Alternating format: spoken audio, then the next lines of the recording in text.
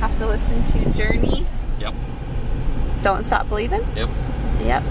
We're gonna listen to our song on the way home.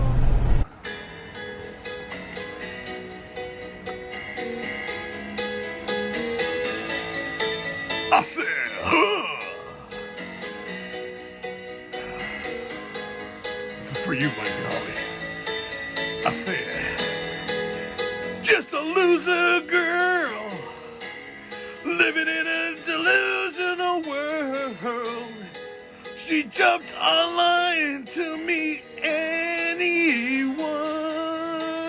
I said, just an awkward boy, born and raised in a shelter world. He's working the chat rooms for anyone. I said, huh. Take it to the bridge. Wow.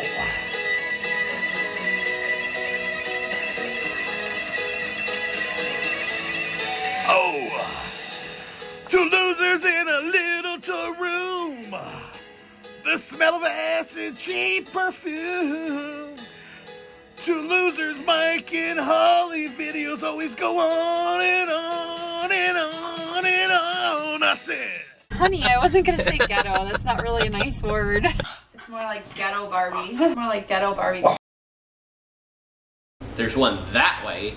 That's the ghetto. Got into Michael's truck, and this seat was like back like this.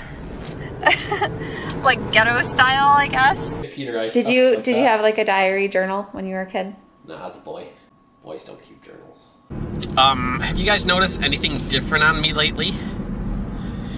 No earrings. What do you guys think? Should I wear earrings or not? Or did you even notice that I wore earrings in the first place?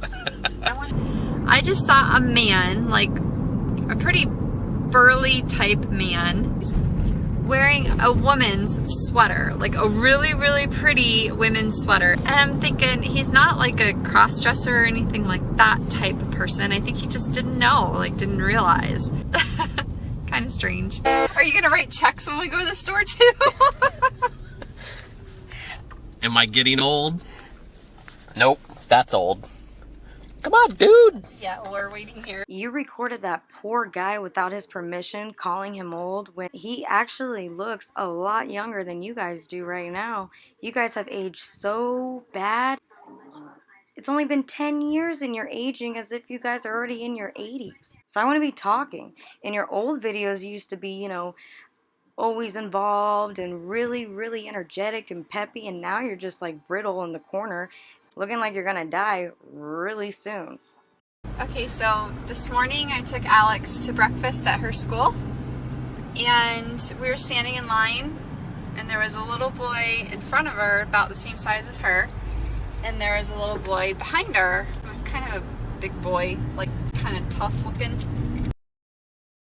Well, I wasn't really paying attention, but next thing I knew, the big boy that was behind her was in front of her. So she's about to go militant mode on a child when she wasn't even paying attention, so she doesn't even know if maybe Alex said, oh, go ahead, you can go in front of me. And I'm like, well, you need to say something. You can't just let him, you know, cut in front of you and get away with it. And what are you doing? Because you're all black. Oh.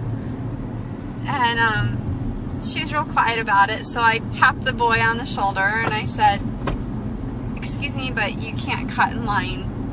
You need to go back to where you were. And he looked at me and his eyes were really big. And it's like I put the fear of God into him. He was so scared. Of course that poor kid was scared. Imagine being touched on the shoulders as a kid and you turn around and you're looking at that thing. You'd be thinking witches are real. Like, and I was real polite. I'm just like, excuse me, but you need to go back to where you were. And it was just the sweetest thing. And I'm like, you need to stick up for yourself. You need to, like, you know, be tough and tell people that they can't be cutting in front of you in line. So it was kind of cute. I felt like a good parent. Being a good mom is not something that you yourself could say. How about you try to get Alex to say that you're a good mom? She's an adult now, and she's lived with you all of her life. all of her childhood. Don't you think that she's a bit more qualified to make that judgment over you, Holly? I'd have beat the beep out of him. I'd have beat the beep out of him. No. It was one of those things, like, he just needed to be corrected and told, you know, you can't get away with that. Yeah, I'd have corrected him. Did you guys really just hear that right now? Keep in mind they're talking about a child that is not theirs at a school on a playground. He's talking about beating the beep out of a child. Now, that sounds like really, really bad anger issues. And you know he was willing to beat Alex then. You know he'd be willing to beat Chelsea if he needed to. Maybe even Holly. Maybe that's why she's always has to agree with him and always has to do as he says. And that's just his tough love. No, that's just called Mike is a coward. You know why, Mike? Because of you feel like it's more of an equal match with you and a defenseless child, because you know if you were in an equal match with somebody else, a conversation, argument, or even a fight, you couldn't hold your own. But with a kid, you definitely could.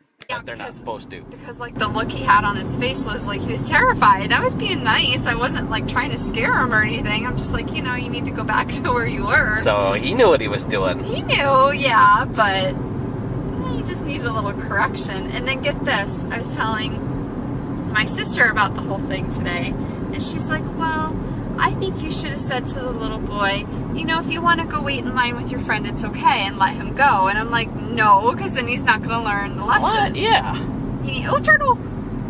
He needs to learn the lesson, and the lesson is you can't get away with cutting in line. You want to teach a kid a lesson that's not even your kid, might I add. I mean, since you met Mike on a Christian dating site, isn't one of the commandments thou shalt not steal? Where did we get this? London. How did we get this? At the hotel. And it wasn't even our room. Okay, I can't help it if it was left unattended in the hallway and it was calling to me. So it's okay for this weirdo to steal something from somebody if they're not there and it's something that Holly really badly wants, that caught her eye. About it at a Not point. me, it's tough love all the way. Well, no, when it comes to, like, because in my mind that's a little bit being a bully, just a little bit. And bullying is like there's no tolerance for that, and I wanted Alex to see that she needs to speak up for herself. So I just got out of the post office and I saw this guy with the craziest comb over I've ever seen. Now, guys, if you're going bald or if you just have, you know, some hair growing on the side left, why not just shave it all off? Why try to grow this out over here and completely comb it over here? So bullying is zero tolerance for you, but it's okay to say that another man losing his hair, you're saying that they should just cut it off and that it's funny to you. You know how many people think you should not be recording yourself every day looking the way that you do, but you do it anyways? You know how people say just stop? Say, you know, back of the line. And I wanted her to learn, you know, you need to speak up for yourself. Did you hear that, all you bullies? Right there, man. Don't mess with my kid. I'll be nice the first time. Yeah, you better hope you get Holly and not me. I won't be as nice. Well, if you're in a public place at a school, elementary school, you can't just go pounding on the kid. So what does that mean, Holly? You can go pounding on them in private? Thank you all for watching. This has been the 4th installment of Sipping the Tea here with True Production. And I just want to give a special thank you to Danny. I would not be able to do this whole entire series without your help, your notes, and everything that you have recognized throughout the years that is baloney with these people. So I appreciate you tremendously, and these videos will keep on going. Stay tuned. There is so much tea to be spilled, so much gossip to be said.